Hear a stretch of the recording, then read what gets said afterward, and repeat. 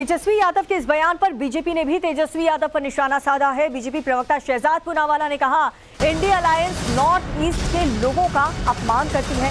Chinese version कहा क्योंकि वो असम से आते हैं। नॉर्थ ईस्ट का अपमान किया, मोहब्बत की दुकान है, ये बहुत बड़ा अपमान है। ऐसी नस्ल भेदी टिप्पणी करने वाले लोग इंडिया अलायंस में शामिल हैं। तो बीजेपी की तरफ से भी तेजस्वी यादव को पलटवार। शहजाद पूनावाला ने ये तंज कसते हुए तेजस्वी यादव पर भी हमला बोल दिया है। चाइनीज वर्जन कहा क्योंकि वो असम से आते हैं। नॉर्थ ईस्ट का अपमान किया है तेजस्वी यादव ने। मोहब्बत की दुकान, ये बहुत बड़ा अपमान। ऐसी नस्ल भेदी टिप्पणी करने वाले लोग इंडिया अलायंस में शामिल हैं।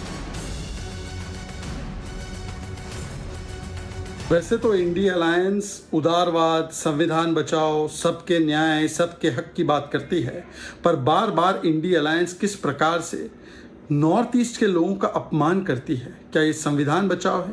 क्या ये मोहब्बत की दुकान है? या ये नफरत का सामान और अपमान की पहचान है? जिस प्रकार से तेजस्वी यादव ने असम के चुने हुए लोकप्रिय मुख्यमंत्री हेमंत बिस्वा शर्मा जी को चाइनीज वर्जन कहा है, योगी जी का चाइनीज वर्जन है क्योंकि वो असम से आते हैं, तो आपने उनको चाइनीज कह दिया।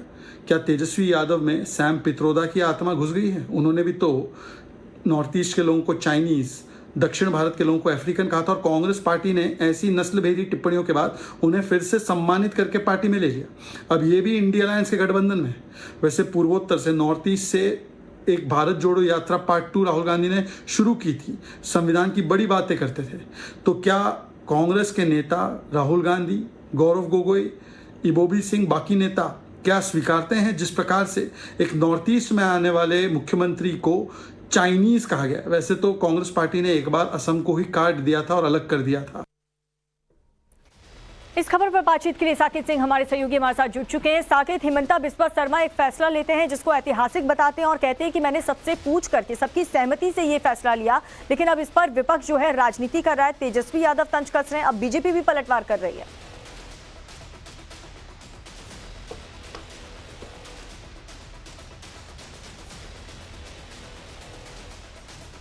प्रदेश में भी जो बीजेपी के नेता हैं वो तेजस्वी यादव पर हमला कर रहे हैं और वो लगातार, क्योंकि जब से ये फैसला लिया गया है उसके बाद तेजस्वी यादव ने बाकायदा मीडिया से बात भी की इस मामले पर। उन्होंने कहा कि हिंदू मुस्लिम बीजेपी हर मुद्दे पे करती है और इस मुद्दे पर भी कर रही है।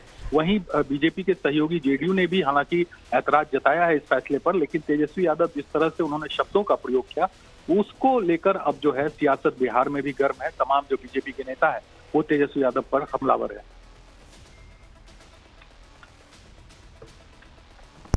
लेकिन साकेत, यहाँ पर शहजाद पूनावाला कह रहे हैं कि तेजस्वी ने जो बयान दिया है वो दरअसल नॉर्थ ईस्ट वालों का अपमान किया जा रहा है। जानबूझकर ऐसे स्टेटमेंट्स तेजस्वी यादव या विपक्ष के नेता देते हैं ताकि टारगेट किया जाए।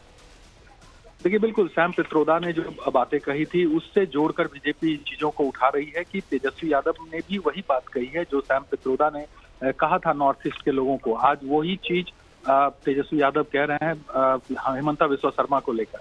तो ऐसे में अब सियासत निश्चित तौर पर इस पर और ज्यादा होगी, बयानों के तीर चलेंगे। लेकिन निश्चित तौर पर अगर इस तरह का कोई फैसला लिया गया है किसी सरकार के द्वारा तो कुछ सोच समझकर ये फैसला लिया गया होगा।